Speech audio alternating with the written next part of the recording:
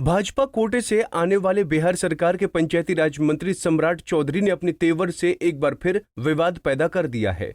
इस बार सम्राट चौधरी ने भारतीय जनता युवा मोर्चा से जुड़े वर्करों को संबोधित करते हुए चौंकाने वाला बयान दिया है। चौधरी ने कहा कि बिहार में बीजेपी गठबंधन की सरकार हम चला रहे हैं। चौधरी ने कहा कि ये हमारी स्वतंत्र सरकार नहीं है।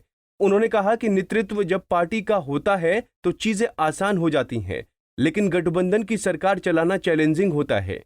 उन्होंने कहा कि गठबंधन के कारण ही 74 सीटें जीतने के बावजूद बीजेपी को 43 सीटें वाले नीतीश कुमार को मुख्यमंत्री बनाना पड़ा। क्योंकि गठबंधन की सरकार हम चला रहे हैं, ये हमारा स्वतंत्र सरकार नहीं है। बगल के प्रदेशों में हम स्वतंत्र सरकार चलाते हैं, चाहे वो मध्य प्रदेश हो, उत्तर प्रदेश हो या झारखंड में जब हमारी सरकार थी तो हमारा नेतृत्व होता था और हम चीजों को स्थापित करते थे और स्वाभाविक है, बहुत आसान हो जाता था। नेतृत्व जब आपका होता है तो आपके लिए बहुत आसान हो जाता है, लेकिन हम लोगों के लिए बहुत चैलेंजिंग है बिहार में काम करना, बिहार की सरकार के साथ काम करना, क्योंकि दो नहीं चार विचारधारा एक साथ लड़ता है। जेडीयू के साथ या हम पार्टी या वीआईपी के साथ सभी चार तरह की पार्टियों के गठबंधन की सरकार चल रही है। ऐसे परिस्थिति में बहुत से चीजों को सहना भी पड़ता है। हम लोग पिछले कार्य समिति की बैठक में हम हाजीपुर गए, हम लोगों ने कहा, क्योंकि वहां के कार्यकर्ताओं ने कहा कि हम अपने पार्टी के कार्यकर्ताओं को बचा नहीं पाते। हमने कहा 2015 में यह मौका मिला था। 2015 में भारतीय जनता पार्टी के नेतृत्व ने पूरे भाजपा को यह मौका दिया था कि पूरे प्रदेश में अपनी सरकार बनाए। हम नहीं बना पाए, असफल रहे, जिसकी चिंता बार बार होती।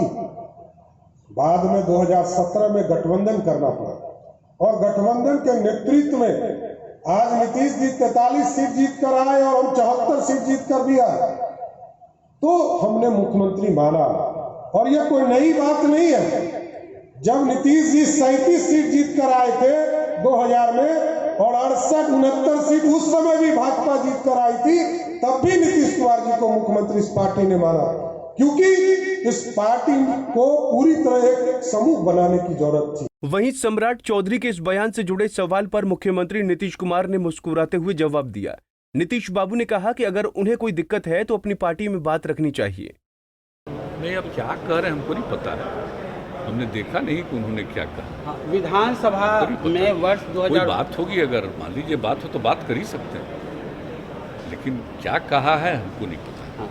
मुख्यमंत्री जी विधानसभा में वर्ष 2019 और हमको तो नहीं लगता है कभी भी जो मीटिंग होती है, हाउस चल रहा था, कहीं तो कोई बात नहीं थी। लेकिन क्या कहा है तो जरा बता दीजिए तो जरा हम जान लें। कहा है कि गठबंधन सरकार चलाना आज के दौर में बहुत मुश्किल का काम हो गया, कोई हम लोग की यहाँ बात नहीं सुनता है। कौन नहीं बात सुनता है, किससे बात कर रहे हैं, कौन नहीं सुन रहा है, ये तो नहीं पता है हमको। हाँ, मुख्यमंत्री जी विधानसभा में इसका कोई गठबंधन तो इतने दिनों से चल रहा है और गठबंधन कितना बढ़िया से एक दूसरे के साथ मिलके काम करता है, तो यहाँ तो कोई दिक्कत नहीं है।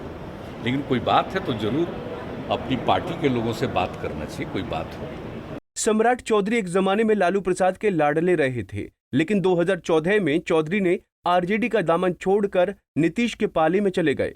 जेडीयू में रहते हुए सम्राट चौधरी ने नीतीश कुमार का भी भरोसा जीत लिया था, लेकिन बाद में वो जीतन राम मांझी के करीब चले गए।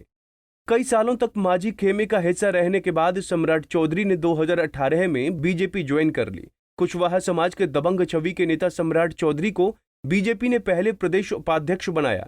वहीं 2021 में बीजेपी ने सम्राट को एमएलसी बनाया और बाद में पंचायती राज मंत्री का पद भी सौंप दिया। इसके बाद से सम्राट चौधरी लगातार नीतीश कुमार के खिलाफ बयान देते रहते हैं। खैर, नीतीश बाबू जैसे मजे राजनेता की ताकत को बीजेपी का आलाकमान बखूबी समझता है।